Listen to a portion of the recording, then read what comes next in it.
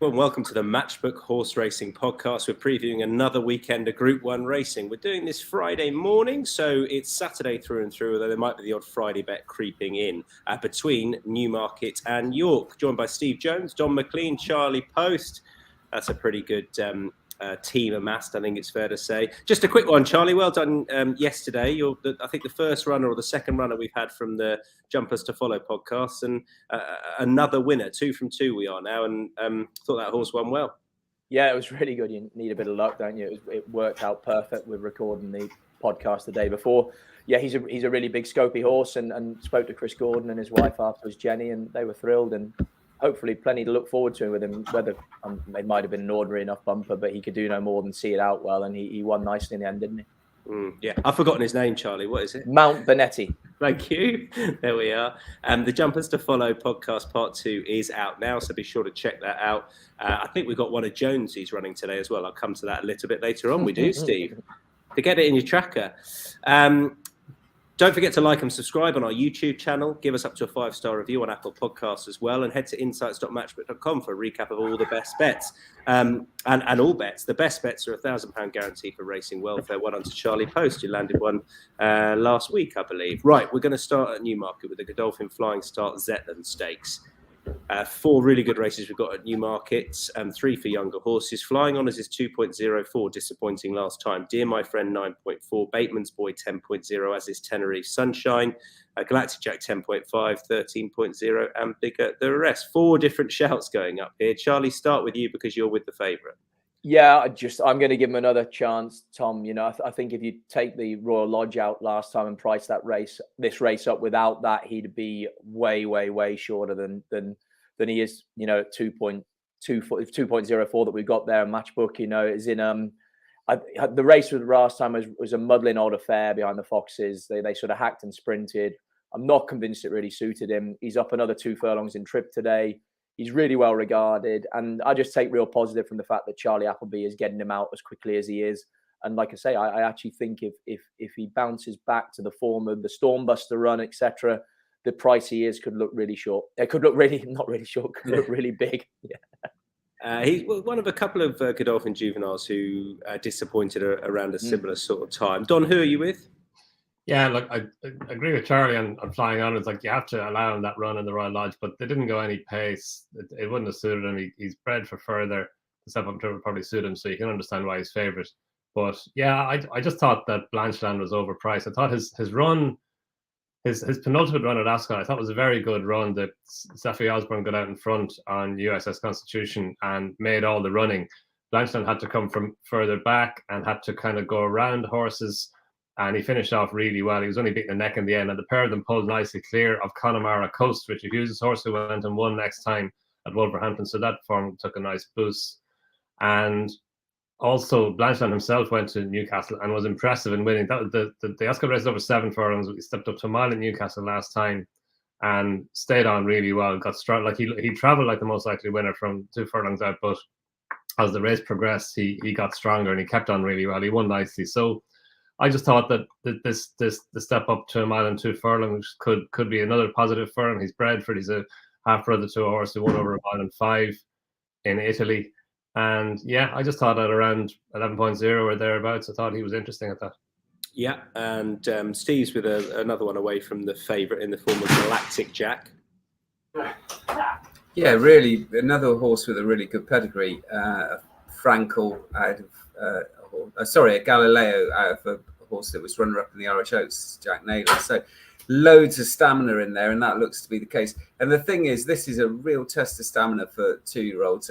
10 furlongs is as far as they go, really. And this tends to throw up horses that next year will be overstaying distances. And Galactic Jack's already won over a mile and 2 at Goodwood or thereabouts. And I think just keeps on galloping. And I think getting on the front end and just keep on galloping is what you want in the Zetland. And I can see why Flying Honours might be favourite, but very short for me. And for a horse that's gone from certainly a live classic prospect to running the Zetland Stakes, I think it's a bit of a change of tact, isn't it? So, yeah, I thought at the prices, Galactic Jack was way overpriced there for Andrew Goldie.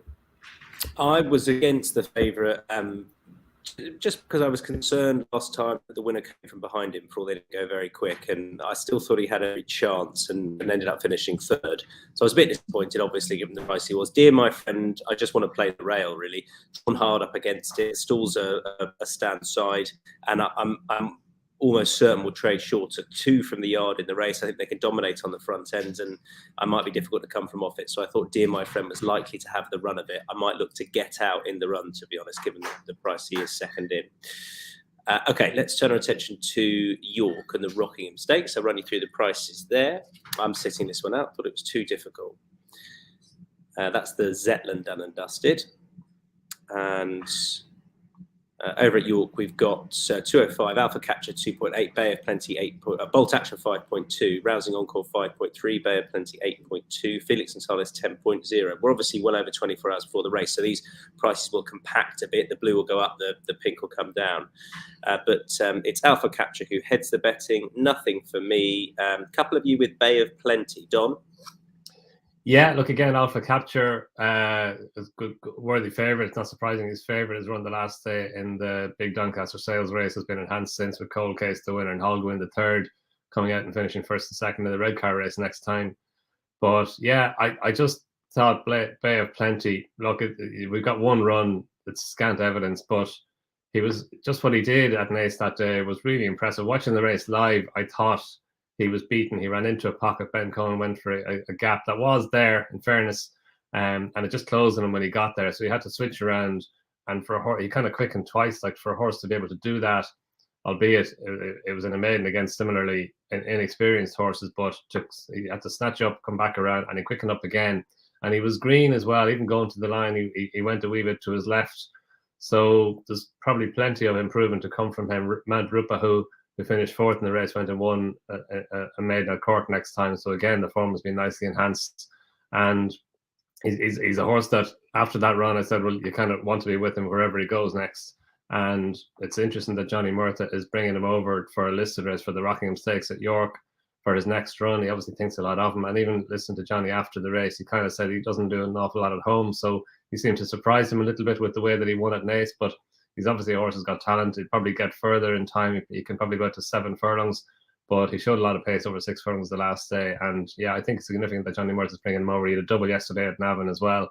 So, or the day before. So his horse is in good form. I think numerically, that's his best season yet as a trainer, Johnny Murtagh. So, yeah, interesting that he's bringing him over. He doesn't bring an awful lot of horses over to Britain. He hasn't had a winner there yet this season, but he has had big horses, big wins in Britain last season. So yeah, I think Bay of Plenty is interesting at a bit of a price. I was just checking Johnny Murtagh's strike rate there. It's up around 30% this month, but he finished last month in banging form as well. Charlie, what do you want to add? Put the case across fantastically well. I mean, I think he ran to a really good level first time, relatively. And if you watch the race back, like Don says, he does really, really well to win. And when he hits the line really strong, and with a bit of improvement, I don't think he's got a huge amount of form to make up with the main market protagonists. I thought he might be a bit bigger than 8.5, if I'm honest. So, but yeah, I'm still very much with him.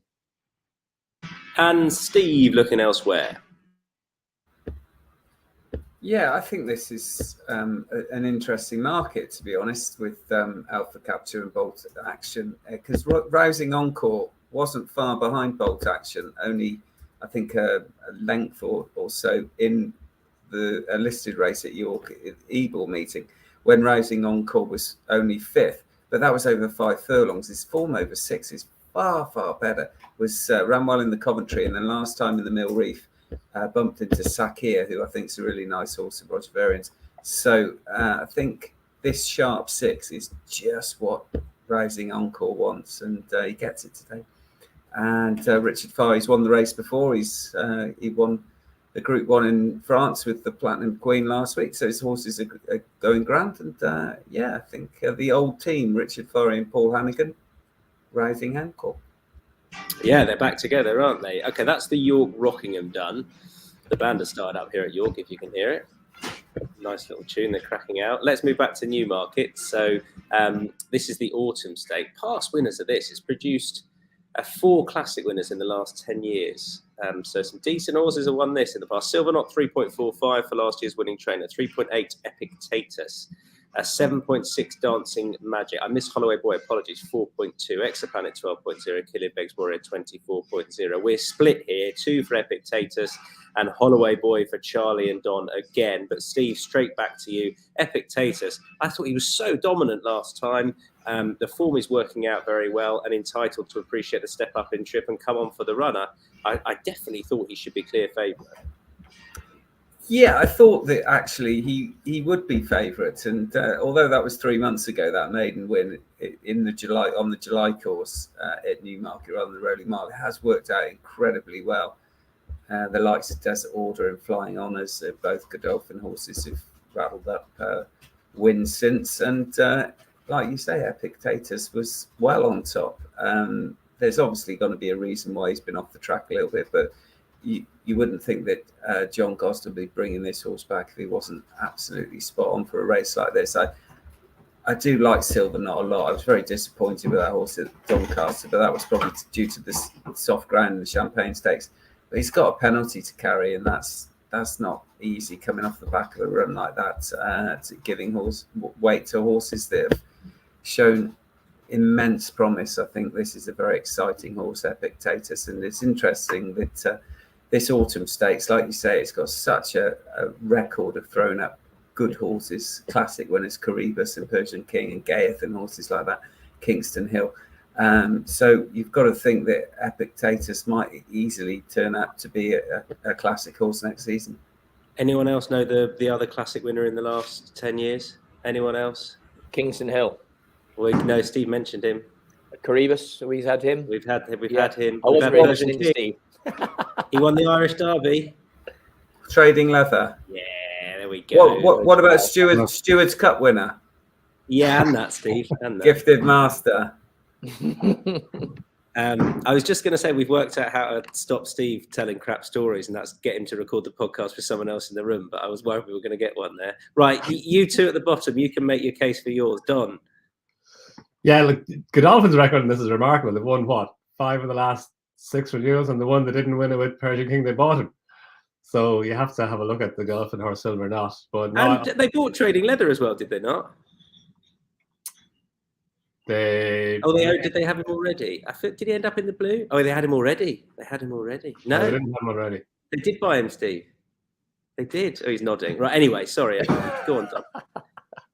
Oh, it was going so well. It was going well. Yeah, Holloway Boy. I just what he did in the Chesham on his racecourse debut was, to win the Chesham Stakes in your first run was phenomenal, and he was a massive price that day. And that race, it looked like it wasn't working out that well, but actually, Lakota Sue won the Sweet Solera next time. She was third in the race.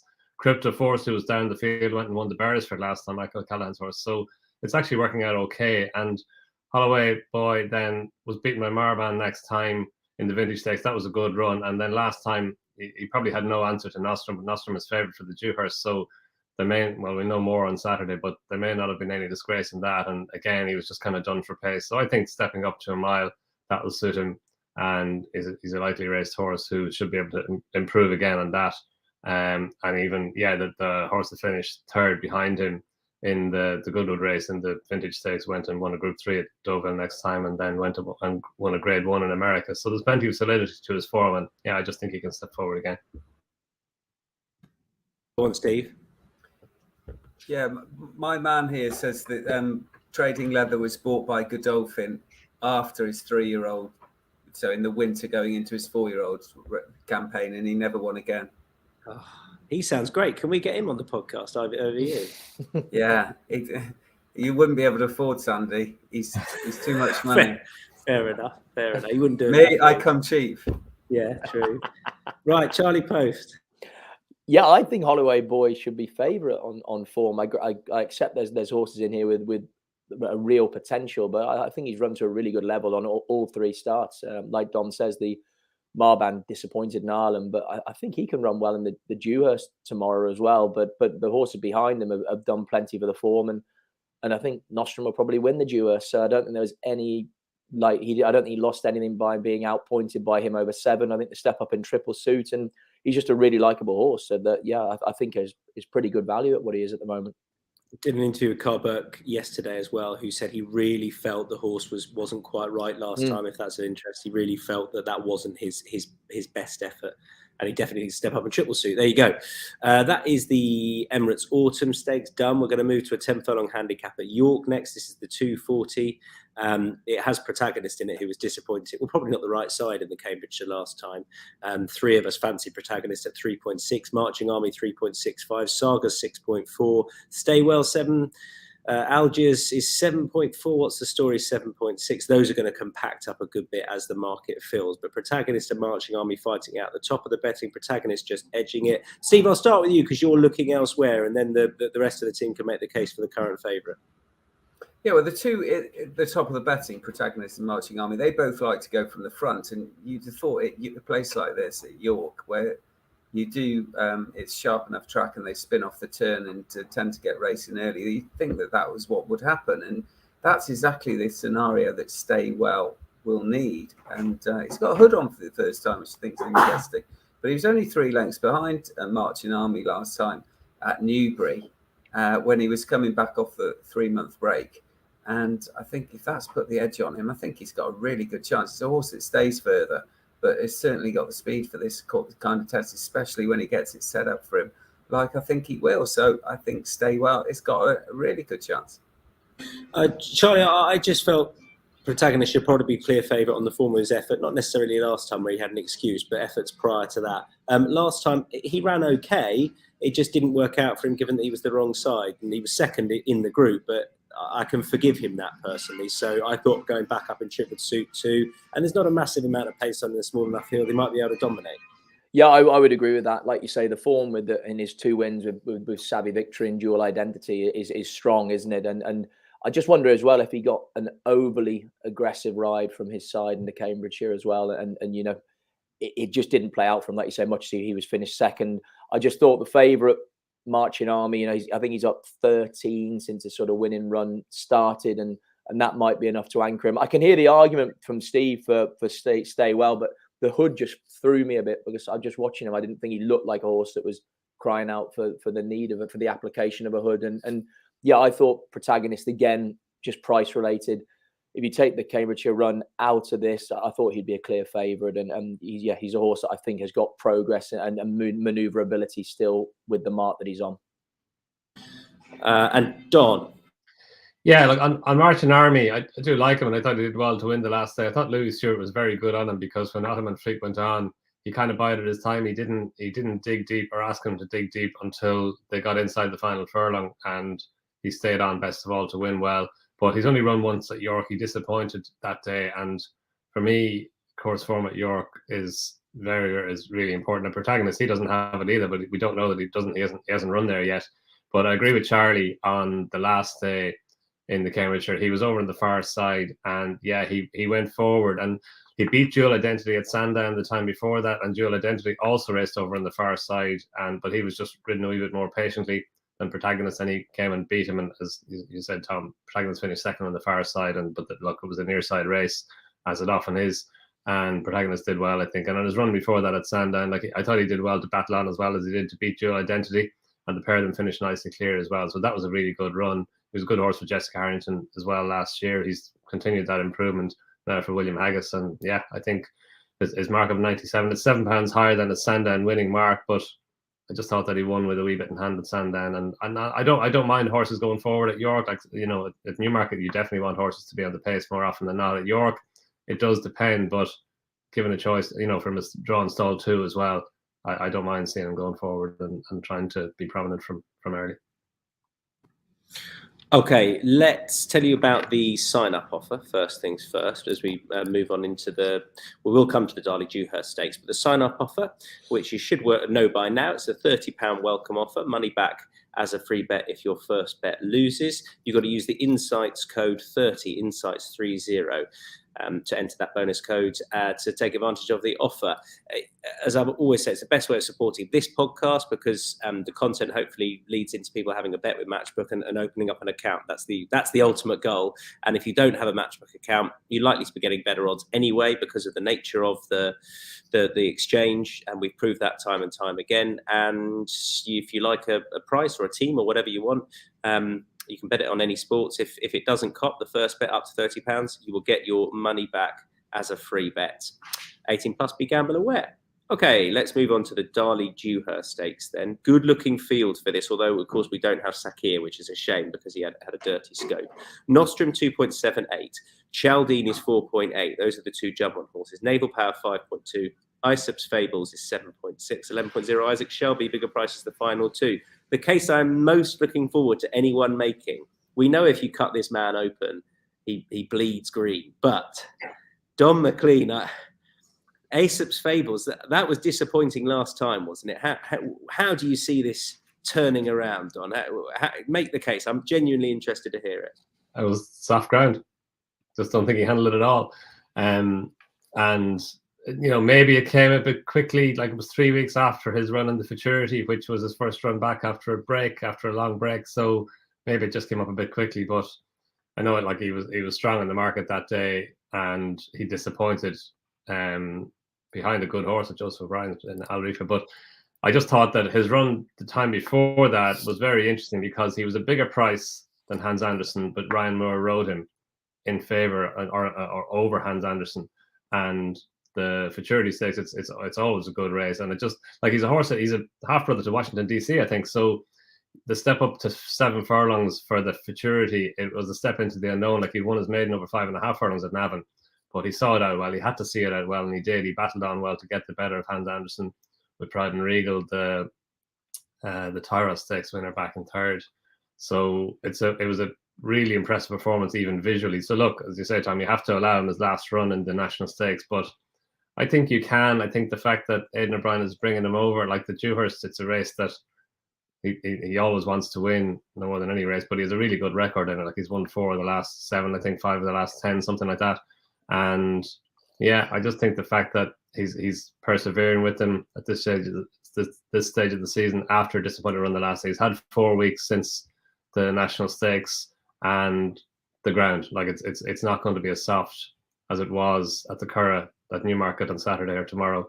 So yeah, I think at the price, he's a bigger price than I thought he would be, and I think at the price he's worth another chance.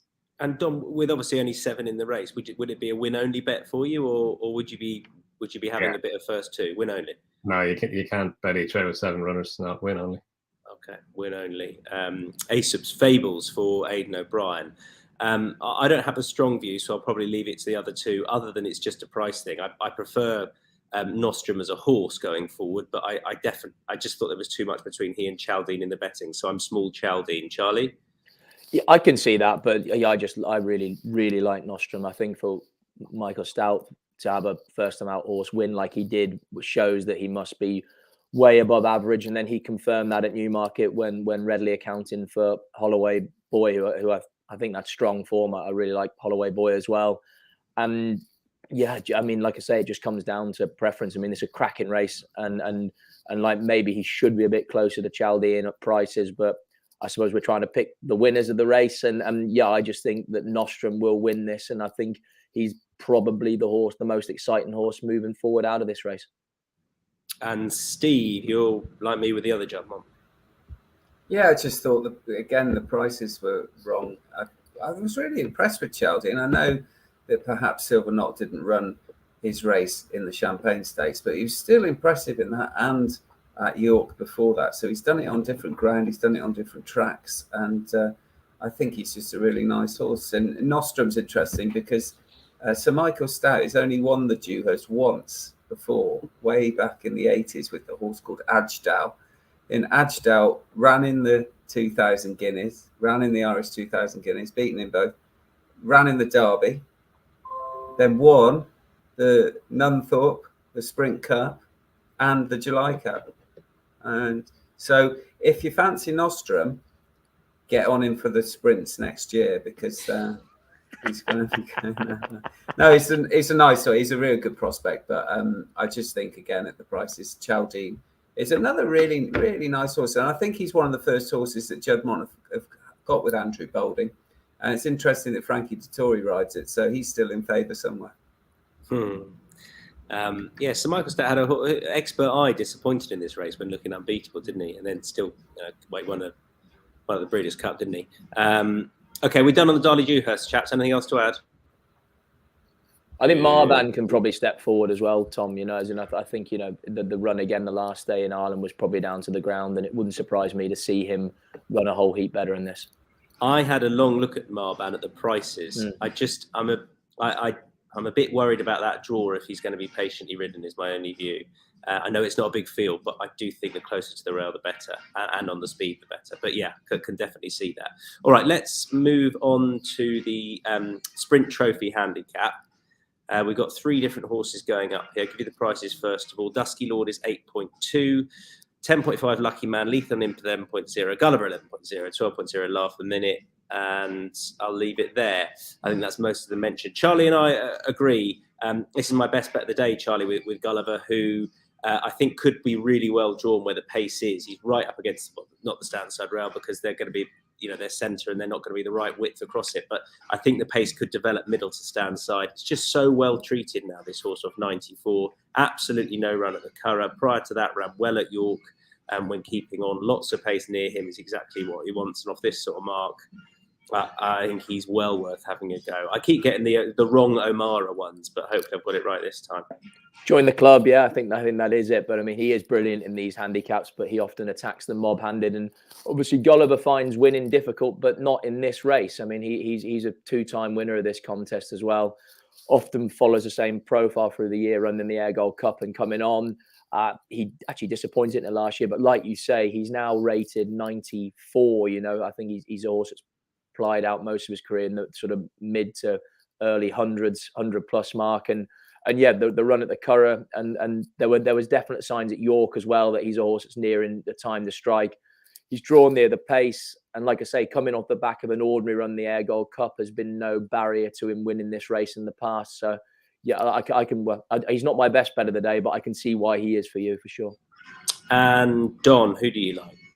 Yeah, look, see the case for Gulliver, for Laugh a Minute as well. There shouldn't be much between them on their runs the last day at the Curragh. And they both have previous in this race. Gulliver, as you say, won it twice, 2 years ago and 3 years ago, off £6 and £8 higher. Laugh a Minute finished second in the race last year off the same mark of 92, so he's a big player as well. But no, I like Lucky Man. I know what you're saying about the pace on the near side, but it is a race that historically the low numbers have fared best. Like when Gulliver won at his 2 wins, he was drawn 5 and 6 in those 2 races, and something like 7 of the last 9 winners are drawn lower than 10. So I think Lucky Man, I like his draw in stall 6. I like the fact that he goes forward as well. He could get a kind of all to himself over there on the front end, and he's been in tremendous form. Like he won well at York in early September. He ran a big race in the Air Gold Cup last time when he was just kind of run out of it by Summergahan on the near side.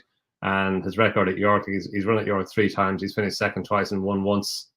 He gets the race off a mark of 96, the same as his Air Gold Cup mark, which is only £5 higher than the mark off which he won at York in early September. Good ground looks to be good for him. And yeah, you can't York form on the pace, nice and prominent, and low draw. There are 3 boxes for me that he ticks, and he goes into the race in good form. He's only a 3-year-old as well, so 3-year-olds don't have a great record in the race, but not many run in it. And 2 years ago, 3-year-old finished third. So yeah, I think he's got plenty in his favour. And Steve, I'm sure you put up the winner of this 2 years ago, Gulliver, at 21.0, but you're deserting him now. Oh, thanks for remembering, mate. That was one of my great days, wasn't it? 20-1 winner. Yeah, probably. I was going to say last winner, but maybe not. Yeah, I think Gulliver's got a good chance, but also, like Donn said, the form ties in with Laugh a Minute. The Laugh a Minute finished just in front of Gulliver at the Curragh last month when Gulliver didn't have the clearest of runs. Laugh a Minute, although runs Curragh and has won at the Curragh 5, I think a track like York, when they go very hard, might just be the key to Laugh a Minute. And he was a bit unlucky not to win the race last year. He was runner-up. and the winner just came across him. I'm sure it didn't make much difference, but he ran a belter and showed that he handles the track, and he comes into the race in really good form. He was third at the Curragh over 5 last time, and it just shows that he's in good form. And there's a bit of rain around at York, or possibilities tonight or late evening that there might be a bit of rain, and that wouldn't harm Laugh a Minute at all. And like you said, I think most of the pace is high. I think they're going to go very hard towards the stand side, and that would suit him perfectly because he's a horse that travels very well and likes a strong pace. He's got a good record in these big fields, and I think he's just got a lot going for him. Okay, 2 shouts for Lucky Minute, Lucky Man, and Laugh a Minute going up in the York Sprint. We come to the hardest handicap of the day to solve now. I think it's fair to say it's a small field though for a Cesarewitch, 20 odd as opposed to 30 odd. We've got Run for Oscar 5.8, a horse with no name 5.9, 13.5 Gibraltar, evaluation 15.5. You can see, given the nature of this market, it's filled much quicker, given it's a big handicap. Baby Zeus 16.0, Scaramanga 16.0, 18.5 Vino Victrix, Zoffy 19.0. Leave those prices up there while I pull up who you guys fancy out there. We've had a good few comments coming in. You can see Matchbooker posted the question, who wins the Cesarewitch? If you're watching this back, you can still reply. And that's a competition where you can win the honour of having found the winner of the Cesarewitch. But please do comment with your selections. Peter's Punt says, I'll go Trevor first. Says Inchicore, who's 23.0 for Alan King and Richard Kingscote. Alan King took it a few years ago. With good old Grametti at 51.0. Tom Leach likes a few. Back to Horse with No Name. I'll come to that. Baby Zeus at big prices, 34.0. We say, Tom, into 15.0. The Mullins outsider, why not? 1 or 3 for Willie Mullins in the race. And he's 16.0 here. You've also backed a Horse with No Name, 6.0 win and place. Pretty happy with that. I'd be happy with that as well. Although he's still that price. So there you are. Who else we got? Relentless says Zoffy, who's been unlucky a few times this year. I say unlucky, I'm pocket talking there. Zoffy win and place. What price is Zoffy for you? 19.0. And let me check what Zoffy is actually elsewhere. Let me give that some context. So 17.0 elsewhere. So bigger price. You're most likely to be getting that with the Matchbook Exchange. Favourite Moon for Peter's Punts for the Cesarewitch. No, you didn't spell it correctly. Favourite Moon 20.0 currently with Matchbook. That's likely to fill, as I say, a little bit. You can see the difference between the back and the lay there. Okay, let's get into the selections of the guys. Favourite Moon, incidentally, for Bill Durkin is 15.0 elsewhere, 20.0 with Matchbook, so a bigger price. Don, I'm going to come straight back to you then. Who do you like and why? Yeah, look, it's tough, and I oscillated around quite a bit. The Willie Mullins horses and the Charles Burns horse, and mainly like Run for Oscar. You have to have him on your list because he was so unlucky at the Curragh in that handicap on Derby weekend. He just got checked in his run along the inside. He had to come back, go around. Shamie Heffernan had to take him back outside, and he finished off his race really well, and he's since gone to Haydock and won nicely. So he's off a mark of 90. You obviously have to respect Charles Burns' horses in big handicaps, but I just think that the market has him really right. He's what, 5.0, 5.5. I think that's short enough. Whereas Gibraltar, I do like. Look, you have to look at Willie Mullins' horses. He's won 3 of the last 4, and he was second last year with Burning Victory. I think he'd have won 2 in 2017 or 18. So he obviously targets the race, and Gibraltar looks like one of those horses who's just coming nicely to the boil. He was at Michael Bell. He didn't win for Michael Bell, and it took him a little while to get going on the flat for Willie Mullins. He did win on his first run for Willie Mullins at Roscommon, won a maiden hurdle, but his last 2 runs have been very good. He was dropped in grade at Leopardstown back in July, and he won well. And then at Tramore last time again, he stayed on well. That was over 2 miles off a mark of 77. So he's obviously higher in the handicap now, up to a mark of 84, which is just probably big enough to get him into it. She is Hybrid, the mare who finished second behind him at Tramore. She went and won. Sheshi Brid. Good old Sheshi Brid. Yeah. I was waiting for that. He'll always be Sheshi Brid on the Matchbook podcast. Anyway, as we know, I think she won over hurdles next time, and then it was her 2 runs later, she won the Old Cesarewitch. So that form has been upheld well, and Safi Osborne, I think she's fantastic value for a £3 claim. She's so good. So I think that's a positive for him. And his draw in stall 13 is fine. So yeah, I just think he's got lots in his favour. I thought he'd be shorter. And Charlie agrees.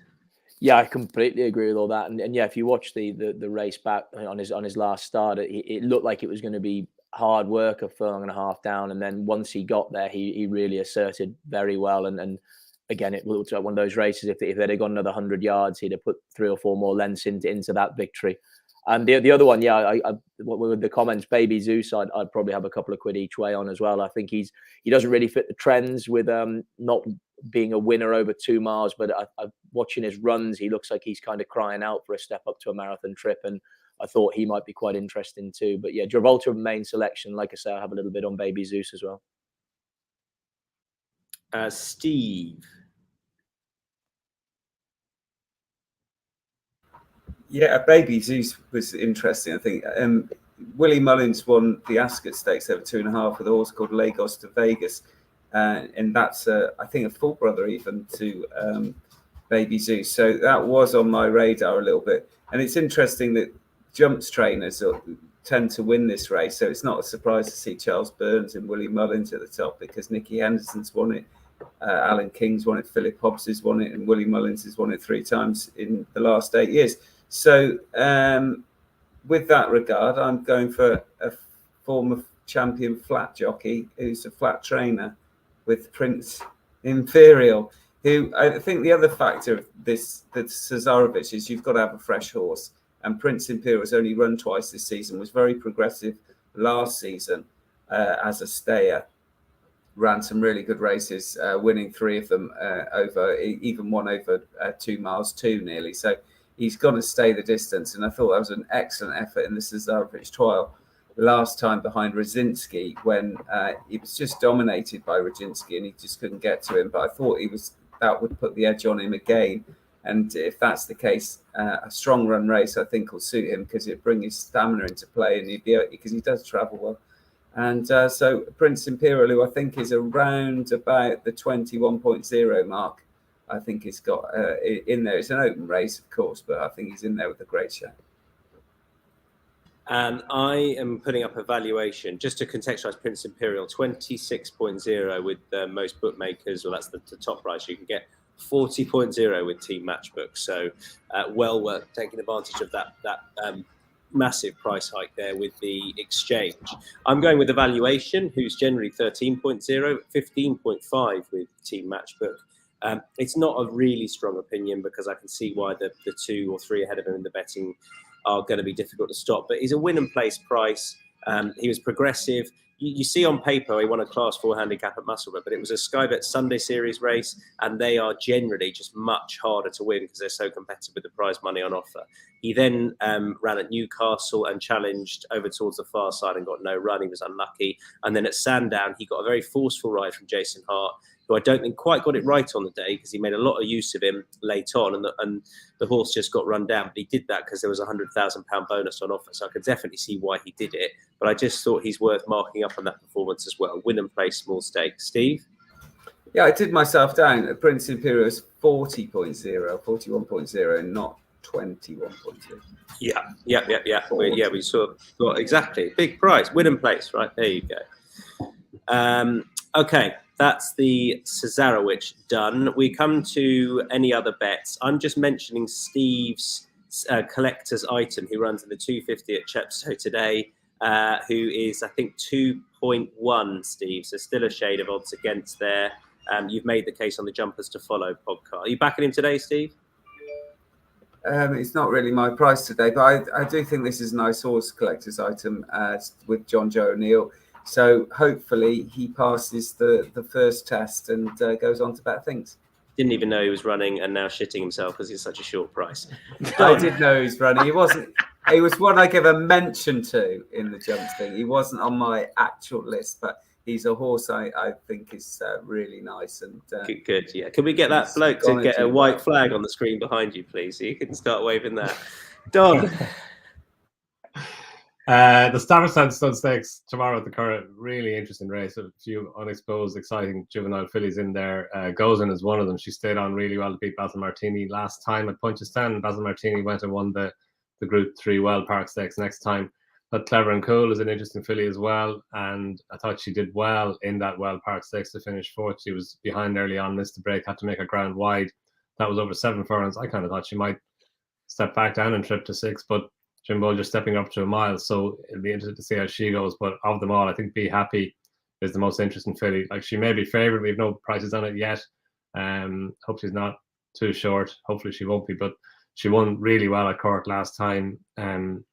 She was been ridden along early on by Wayne Lord, and it took a little while for the penny to drop. She was green, but she stayed on really well down the outside and won well. The third filly, Sperling Bug, she came out and won next time at Goran Park. Funiska went and won a Tremor or a Thurles yesterday. So lots to like about the form of the race, and that was over a mile. She saw it out well on easy ground, so the ground will be easy again at the Curragh tomorrow. Maybe not as soft as it was that day at Cork, but still on the easy side. I think she could improve quite a bit from her debut in a race that's working out well. So yeah, depending on what price she is, but I think she's an interesting filly. Be Happy. It does head the market 3.5, Donn, but not Right. only half a point ahead of Gozin. Sorry, 1.5 ahead of Gozin. Yeah, 3.5 is fair, I think. Yeah. Did you have something else, Steve? Yeah, it's not on the telly, obviously, but it's after they go off air in Newmarket, a listed race for fillies in mares, the Bodicea Stakes. Michael Dodds has got Gale Force Mayor in there, who's likely to be favourite, but I like his other one, Azure Blue, who I think is a very progressive filly who loves Newmarket and will love a fast pace that she should get. So I think around double figures, Azure Blue, that is the 450 at Newmarket. Yeah, 10.0 win and place, I assume. Good stuff. Azure Blue in the 450 at Newmarket tomorrow. Best lays, Charlie? Just Silver Knot in the Autumn Stakes, not because I dislike the horse, just carrying the penalty against some progressive looking horses. And like I say, I really like Holloway Boy in that race. But again, it would have to be price related, Tom. If he shortens up a bit to sort of 2.75, then I'll be willing to take him on. Okay, 2.75 then, or shorter for that Silver Knot. And I am going to lay Sacred in the 3 o'clock at Newmarket today at 2.2 or shorter. I thought Pogo might have the run of things over towards the far side, drawn up against the rail. Sacred, she won at Newbury well last time, but her best 2 performances have come at Newbury. I know she's won at this track as well, but ridden cold here, I don't know. I thought she was too short, 2.2, so I'm willing to take her on Sacred in that 3 o'clock at Newmarket today. Best bets for this weekend. These are the £25 racing welfare bets, guaranteed £1,000 for racing welfare, and we'll place a win bet or either a half stakes win and place bet on the selections of the guys to try and bump that up well over £1,000 for racing welfare. Steve Jones, your best bet. Stay Well up at York, who I think will have the race run to suit, the 240. Stay Well, is that win and place or outright? Outright, win only. Outright, okay. Charlie Poste, your best bet. Yeah, I'll take Steve on Protagonist for me. I think there's still upside in this mark, and I'm willing to write off the run at Newmarket the last day, and I think this will be run to suit him. Donn, McClean, your best bet. Gibraltar, win and place, Tom, in the Cesarewitch. Yeah, all the reasons. I just think he's a coming horse, progressive horse. Safi Osborne taking £3 off, and Willie Mullins has an unbelievably good record in the race. And I will go with Gulliver, win and place tomorrow at York. I think a fair price, looking to win the race for a third time. That is us done. Well done, Steve. Lovely. Donn, thank you. Charlie, top man. Head to insights.matchbook.com for a recap of all the guys' best bets. That will be up a little bit later, and in the comments, put up who you think is going to win the Cesarewitch. It's as easy as that. Bye-bye.